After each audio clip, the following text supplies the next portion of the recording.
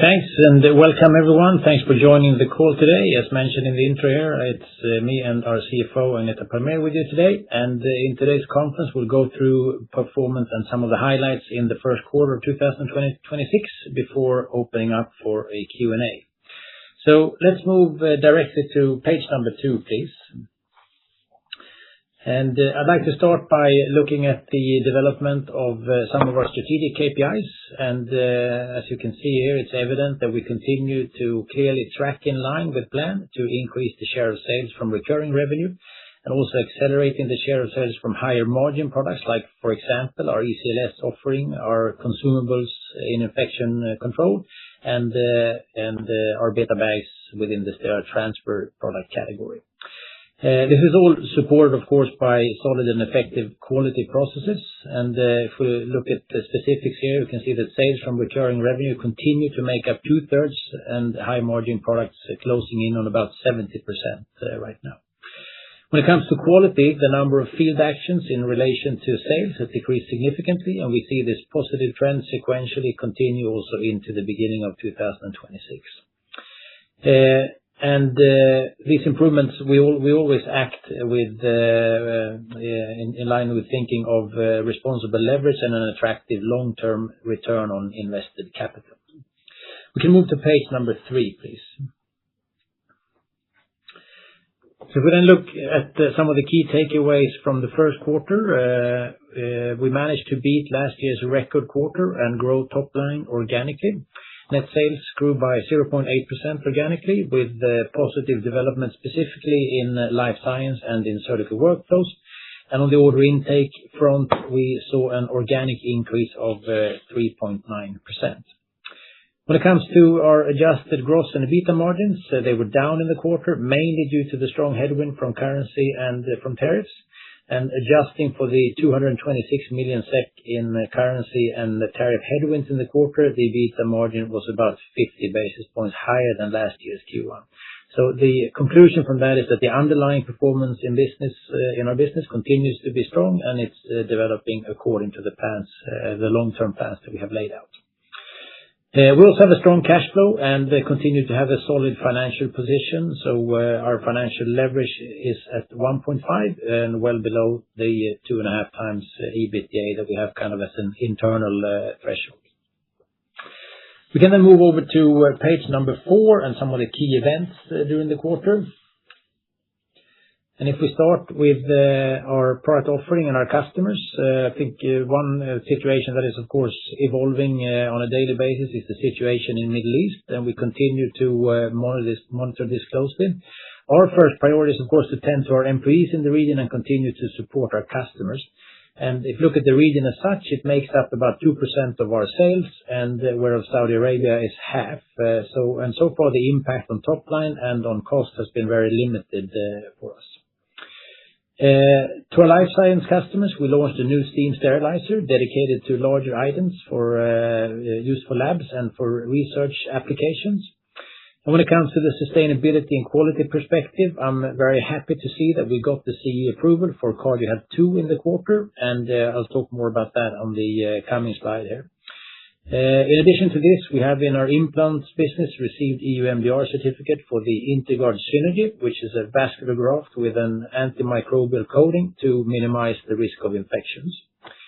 Furthermore, in the quarter, we released our annual report for 2025, including our sustainability statement, and the annual report provides a lot of good information on Getinge, so I encourage you to have a look at this if you haven't done so already.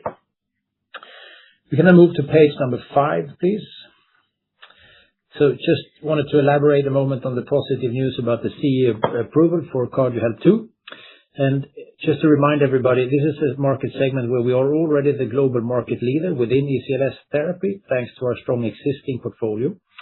With the launch of Cardiohelp 2 now, we become even more relevant for our customers, and some of the system's key features are that it's even more lightweight and transportable, meaning that it can be used for both in-hospital and intra-hospital use. It also has an attachable gas blender as an option, which is something that is highly appreciated by our customers. And from an interface standpoint, we have an interface now that is even easier for users to operate, and it includes also several smart monitoring functionalities for better decision support for our customers. We have initiated a limited market release now in the beginning of the second quarter to a handful of customers, and very happy to see how positive the reception from our customers have been for this important product. The plan now is to do a full CE market release at the beginning of the third quarter. And when it comes to the important US market, the plan is still to make the submission of the Cardiohelp 2 system, including our HLS advanced consumables, in the second half of this year. We can now move to page number 6 and talk about the top line for a moment.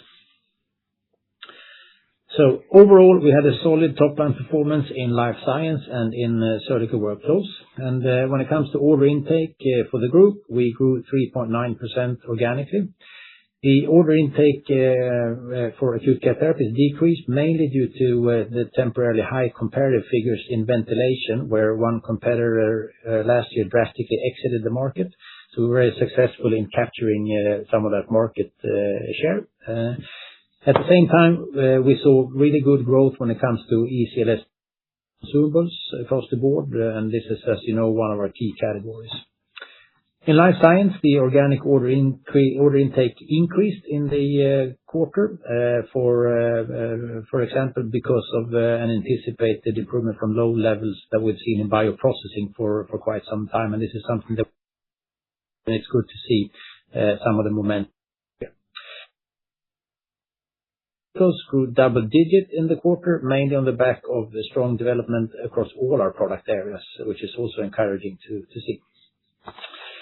Net sales, there we had growth of 0.8% organically. For Acute Care Therapies, organic net sales decreased, mainly on the back of last year's consolidation in the ventilation market that I just mentioned. In Life Science, they had a really strong quarter in terms of deliveries, and they grew organic net sales in all product areas. BetaBag sterile transfer continues to show significant traction and momentum. In Surgical Workflows, the organic net sales increased primarily thanks to growth in infection control consumables within service and within our operating table category. With that, we can move over to page number 7, and I hand over to you, Agneta, for a moment. Okay, thank you, Mattias. So overall, the headwind from tariffs and currency continued in the first quarter. Even so, we managed to hold up margins thanks to continued pricing and productivity. Starting with adjusted gross profit for the group, adjusted gross profit amounted to 3,828 million SEK in the quarter, heavily impacted by currency and tariffs. Adjusted gross margin was down by 0.7 percentage points in total, in spite of healthy contribution from price and mix. If we then look at adjusted EBITDA, cleared for currency, adjusted gross profit's effect on the EBITDA margin was plus 0.3 percentage points, while OpEx adjusted for currency had a negative impact on the margin by about minus 1 percentage point in the quarter. And FX impacted by minus 0.3 percentage points. So all in all, this resulted in an adjusted EBITDA of 824 million SEK and a margin of 11.1%. Let's then move to page 8, please. And here we can clearly state that we remain in a solid financial position. Free cash flow amounted to 842 million SEK in the quarter. Compared with last year, free cash flow was impacted by improved operating profit and changes in working capital. Working capital days continue to be well below 100. We are now at roughly 90 days. On operating return on invested capital, we are at 11.4% on a rolling 12-month basis, which is well above the cost of capital. At the end of Q1, net debt decreased to 9.3 billion SEK. If we adjust the pension liabilities, we are now at 7 billion SEK. This brings us to a leverage of 1.5 times adjusted EBITDA, which is well below the 2.5 that we have set as an internal threshold. If we adjust for pension liabilities, leverage is at 1.1 times adjusted EBITDA. Cash amounted to approximately 4 billion SEK at the end of the quarter. So all in all, we can conclude that the financial position continues to be strong. Let's now move to page 9, please, and back to you, Mattias. Okay, great. Thank you, Agneta. Just a moment then to focus on the impact from tariffs and FX in the quarter. So this was in total a drag on adjusted EBITDA in Q1 of more than 200 million SEK, so 226 million altogether. Tariffs made up just over 100 million SEK of that, and if we exclude the impact of tariffs and currency, our adjusted EBITDA margin in Q1 would have been 12.6%. And there, as you can see, showing then an underlying improvement. As tariffs were first implemented in Q2 of 2025, then we expect the year-on-year comparison to be a little bit cleaner from Q2 and onwards if tariff levels remain, and that's of course something we'll continue to update you on. We can then move over to page number 10, please. So I want to talk a little bit more about the long term as well. So zooming out and returning to what we said at the capital market update that we had in May of 2024. There we talked about an adjusted EBITDA margin of 16 to 19% by the end of 2028. And I think we're on a steady path of reaching that despite the headwind factors that we have seen that we were not aware of when we announced this target. The main drivers which will enable this are growth, mix, and productivity. From a growth perspective, from regulatory approvals and key strategic product launches such as Cardiohelp 2 in ECMO that we've talked about here, and also launching our low-temp sterilization in the US, having the sales restrictions removed for CardioSave in our intra-aortic balloon pump business. It's just to mention a few factors here. Specifically, when it comes to CardioSave, I'm happy to say that we, at the end of last week, got the release for sales in CE countries in line with the plan for Q2. We also expect that the investment fatigue that we've seen in the pharma industry will improve, and some of the decision anxiety that we've seen the last year will go away here as well. We will also, in addition to this, get our share of the announced US investments and benefit from the recovery in bioprocessing. And of course, we will also continue our diligent and successful work with realizing price increases annually. When it comes to mix, we have been successful in our strategic intent to steer our business towards a continued rotation to high margin products and consumables. And if possible, we prefer to have products made up of a competent hardware with captive consumables attached to it, similar to what we have in our ECLS offering with Cardiohelp and HLS, and in the sterile transfer offering with Alpha ports driving the consumption of beta-bags. Our strong R&D and innovation pipeline is, of course, set to support this. When it comes to productivity, here we've already done a lot in different parts of the business, and we are still excited that there remain quite a few opportunities across the business as well. One thing to mention, I think, is the heightened extraordinary quality costs connected to the product uplift of CardioSave and Cardiohelp that is expected now to go down in the second half of 2026, and that we will be on a lower level in 2027 and 28. Furthermore, we will of course continue with our production excellence effort, where we also have some very tangible, measurable benefits and helping us further optimize our supply chain and remain with an overall tight cost control across the company. So this all supports our assessment that our target for 2028 is still within good reach. Then we can move over to page 11, please. So for the remainder of 2026, we just confirm the financial outlook for 2026.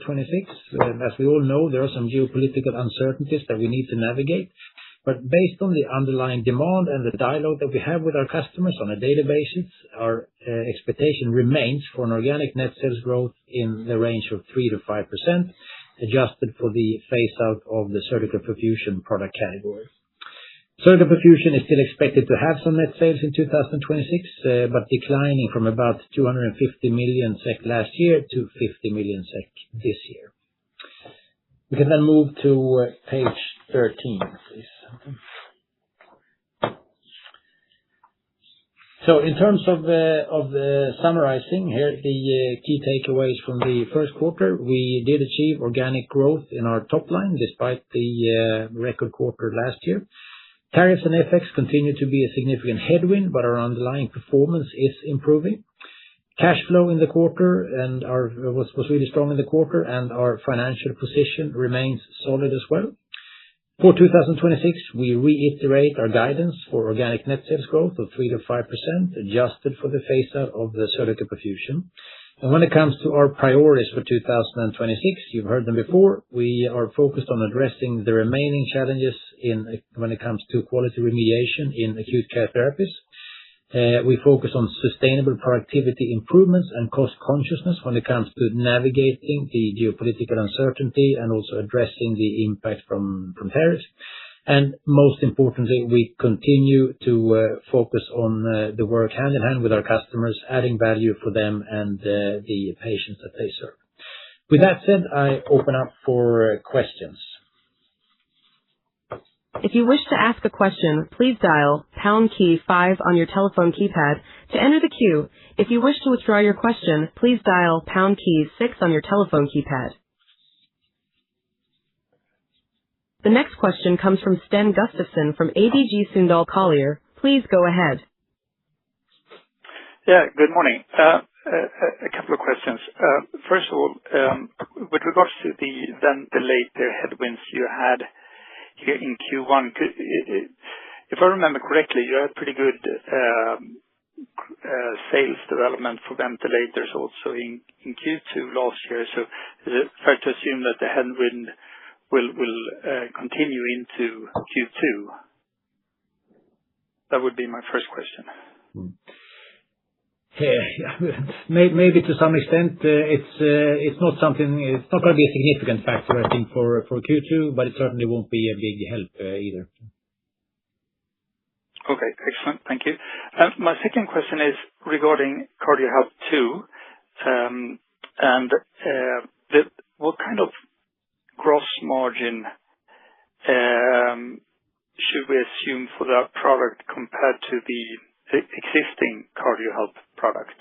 Is it going to be accretive or is it fairly similar gross margins on those two products? We don't guide on and disclose gross margin levels on any of our products, and Cardiohelp II is no exception.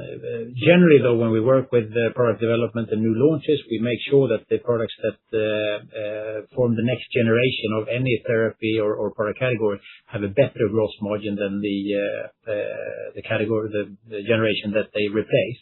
And Cardiohelp II should be no exception to this. Okay, thank you.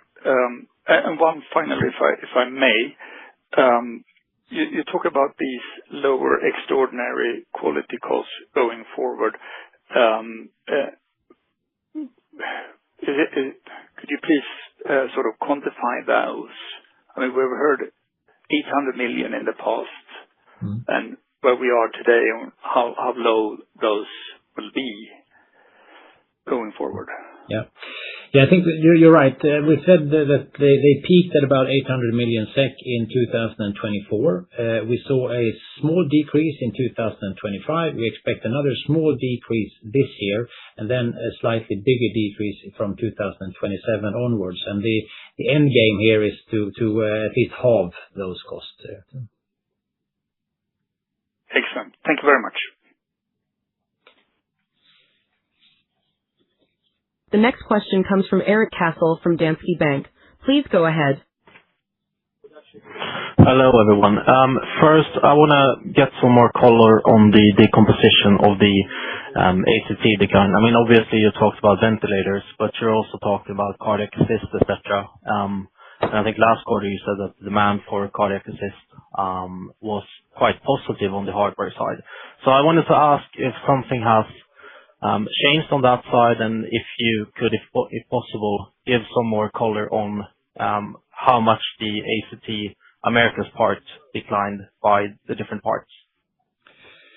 Yeah. No, thanks for the question. We don't dissect the business that much. What I can say on cardiac assist is that we had hoped to be able to resume deliveries in Q1 already of balloon pumps in CE markets, and that was not the case. We only got the final approval to start this last Friday, so it will be a Q2 event now. So that's been a little bit of a drag on sales, and also, of course, it has an indirect impact on order intake as well, because customers don't order new pumps unless they have received what they're expecting to be delivered. Can you say anything on how much the ventilator decline did on that 8.5%? No, we don't disclose subcategory financial parameters, unfortunately. But can you say anything if it would have been, say, positive organic growth if it wasn't for ventilators? No, I can't answer that either, unfortunately. So. All right, fair enough. I gotta try. Then on the guidance side, I view it as the wording is a bit softer. Perhaps the visibility is worse now, and maybe you're even seeing a bit more, say, negative outlook. Can you just talk a bit about what you're seeing for the rest of 26 in terms of the, say, customer behavior and dialogues that you're referring to? Has it become slightly more negative, or is this just wording change that I'm dwelling too much on? Yeah, no, that was not the intent of the wording change at all. It was really just a way of recognizing that we do operate in a rather volatile environment, and we're mindful of that, but we feel confident reconfirming our guidance here, even if the word semantics have changed a little bit. Okay, just the last question then. Surgical Workflows obviously quite strong in terms of order intake, especially for Americas and Digital Health. Is there some specific projects that this relate to that sort of makes it non-recurring, or are you seeing a more upbeat environment in the US specifically for Surgical Workflows?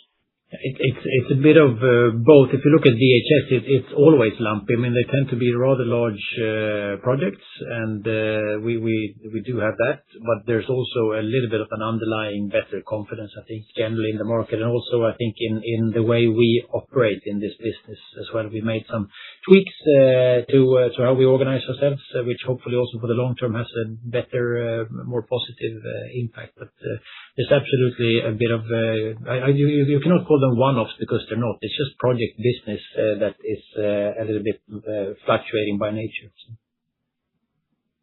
Okay, thank you. Can I ask one short one? Will you tell us anything on the potential impact of the change in steel content tariffs, or is that something you're gonna not discuss? Now, what we can say there is that it's still under analysis how it impacts us. It's fairly recent, but the preliminary evaluation is that it's mainly, if it hits us, it's components and spare parts, not complete products. And the absolute majority of our exposure is on the complete products. So the 500 million for full year still holds, you think?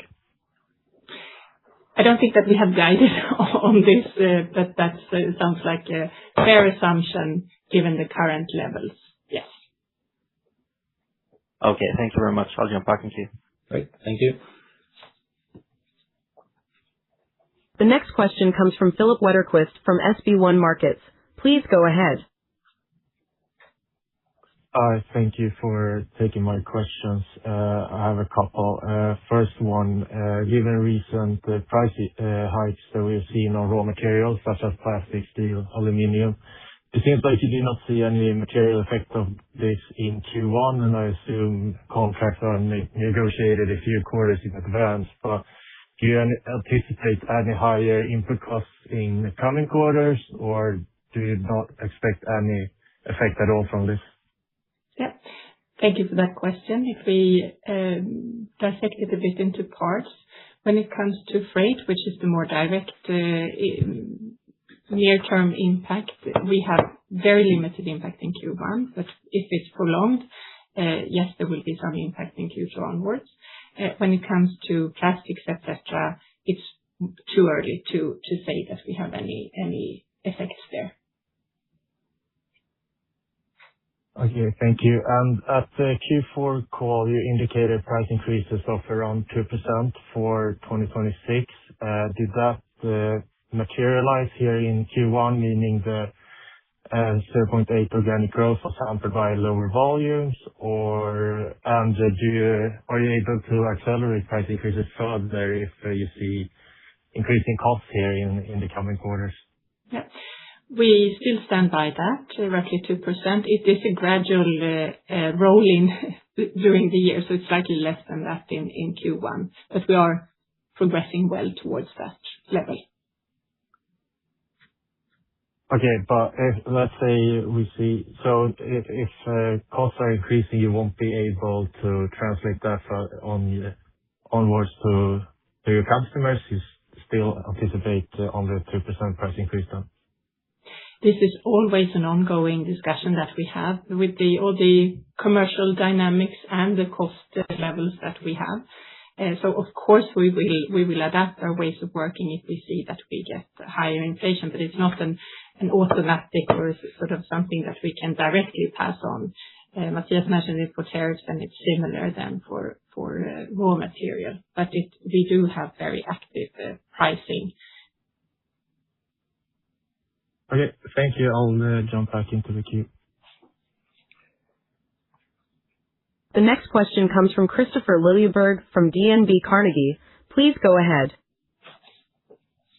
Thank you. I have a few short ones. Hope that's okay. First of all, is it possible to quantify at all the positive effect you expect here from the new ECMO approval in Europe, or whether that potential positive effect is more a factor of when you get the U.S. approval again? Could you just clarify a little bit about the CardioSave status here in Europe and the U.S. filing?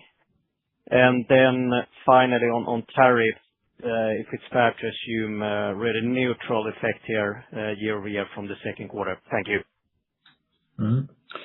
Yeah, I think we can't quantify, but of course there is a positive effect from the launch of CardioHelp. I mean, this is an important part of our product range.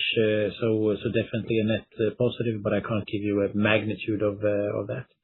When it comes to the CardioSave status, we got approval to start shipping last Friday. So the first pumps are being delivered in CE markets this week. The U.S. filing, there is no change here. We still expect to do that before the half-year mark. When it comes to tariffs, it's dependent obviously on the tariff level, but also on the product mix of imports. Generally speaking, yes, it sounds like a fair assumption to assume that. Great. Thank you so much. Thank you. As a reminder, if you wish to ask a question, please dial pound key 5 on your telephone keypad. The next question comes from David Adlington from JP Morgan. Please go ahead. Thanks for the questions. Maybe could you quantify the impact of foreign exchange hedges in Q1, how they roll off through the next 12 months or so? Secondly, obviously we're a quarter in now, still no margin guidance. Just wondering if you're willing to give us some idea around how you're seeing margins for the year, whether up, down, or sideways. Thank you. Yeah. If we start with FX, we have not changed anything specifically regarding our hedging strategy, and will not disclose that. Just a reminder, I think we have talked about it on this call before. Looking at the natural hedge, around 60% of what we sell in the U.S., we also produce in the U.S. The second thing maybe to mention regarding natural hedging and FX exposure is that we work very actively with our payment flows to compensate or offset as much as possible. Those are the two things to highlight there, but no quantification of the hedging effects as such. On the margin guidance, I mean, there's still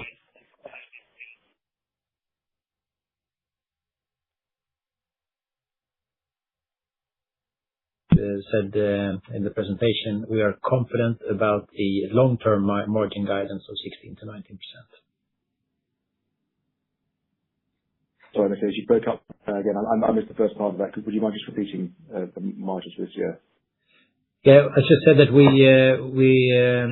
there's a lot of uncertainty in the world, as you know, so we're not gonna do any margin guidance for 2026. We remain with the top line guidance only, and we remain with the long-term margin guidance of 16%-19%. Thank you.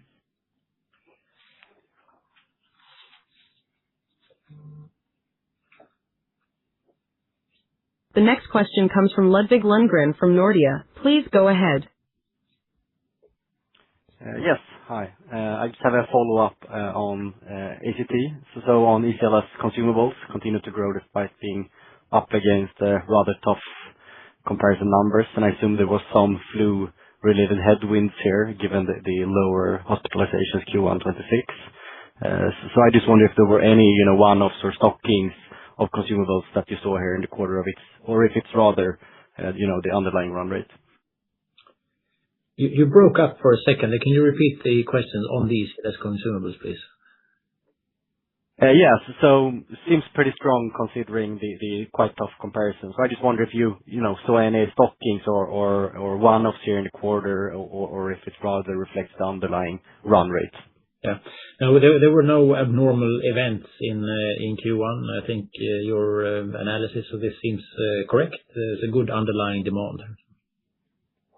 Yeah. Okay. And can you just confirm that, like, the flu-related sales was lower this quarter versus Q1 2025?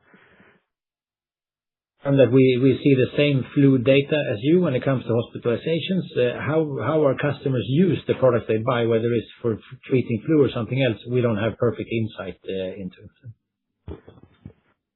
Okay, fair enough. Thanks. I'll jump back into the queue. Thank you.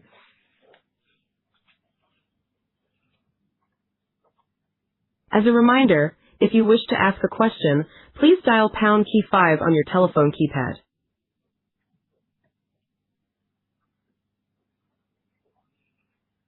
There are no more questions at this time, so I hand the conference back to the speakers for any closing comments.